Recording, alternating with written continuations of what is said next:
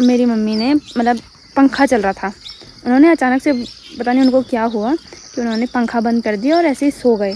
फिर अचानक से उनको ऐसी आवाज़ आई जैसे कोई लेडीज़ ऐसे बोल रही है, मतलब अजीब सी आवाज़ें आ रही थी लगभग से। और फिर मम्मी ने एकदम से बाहर गई, देखा तो कुछ नहीं था, नॉर्मली ऐसे साफ। हेलो दोस्तों, मेरा नाम मीनाक्षी और मैं रहने वाली हूँ उत्तराखंड के इन प्यारे प्यारे पहाड़ों से। और अभी के टाइम पे मैं स्वागत करती हूँ आप सभी लोगों का मीनाक्षी चौहान ब्लॉग्स में। और उम्मीद करती हूँ कि आप सभी लोग एकदम बढ़िया होंगे, मैं भी एकदम बढ़िया हूँ। और अभी आ रखी हूँ मैं अपने थोलू मोलू और गट्टू को चराने के लिए, और सामने साथ में आ गए हैं गाय लोग भी। तो ये देखिए सामने थोलू मोलू और गट्टू। गट्टू को शैतानियों को देख के तो मेरे को अच्छा लगता है भाई, देख लो इसको, बस ऐसे दौड़ दौड़ के सीधा मेरे पास आ जाएगा। और थोलू को देख सकते हो, तो मेरे चुन्नी खाता रहेगा। अब मोलू, अब आप लोग सोचते होंगे कि मैंने इनका नाम ऐसे क्यों रखा हुआ है। तो मैंने इनका नाम इसलिए ऐसे रखा हुआ है क्योंकि ये जो है ना, ये थोलू है, इसके पेट हमेशा थौले की तरह रहते हैं। और जो मोलू है उसके पेट एकदम, मोलू वाइट वाला है, तो उसके पेट जो है एकदम मरियल से रहेंगे, चूसे चूसे से। और थोलू को देख सकते हो, थोलू को मार दिया था अभी गाय ने। ये थोलू नहीं है, ये जो है ब्राउन जी वाला वो है अपना गट्टू। गट्टू है गटगट, क्योंकि वो हर टाइम शैतानियाँ ही करता रहता है, इसलिए इसका नाम मैंने गट्टू रखा हुआ है। और सामने गाय लोग भी सब मेरे साथ आ गई हैं यहाँ चलने के लिए। और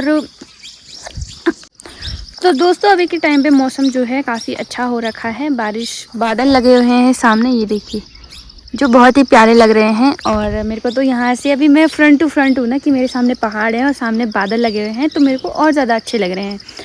और आपको मैं एक बात बताना चाहती हूँ, कल रात की बात है, लगभग पौने 3 बजे की करीब की बात है।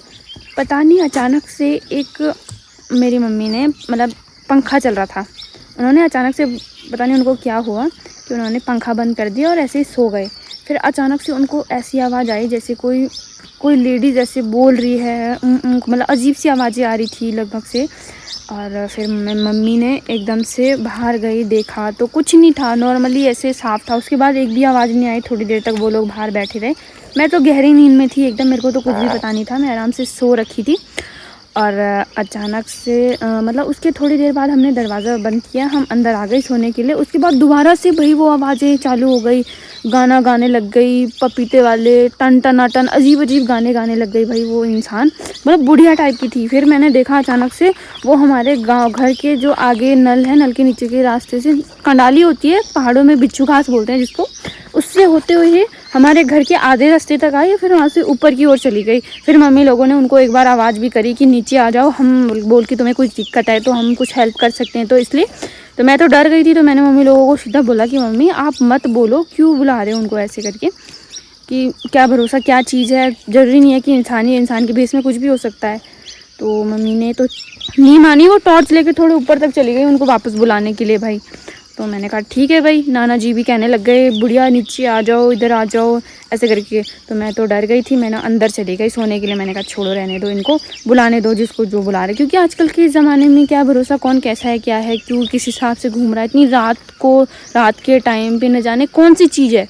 वैसे पहाड़ों में बोला जाता है भूत वगैरह कुछ भी, आछरी कुछ भी, साया वगैरह, तो इसलिए थोड़ा डर था मन में कि पता नहीं क्या चीज़ होगी।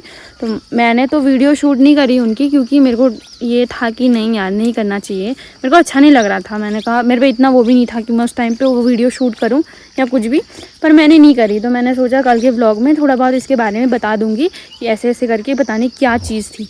तो ऐसे ही था फिर माहौल वहाँ पर।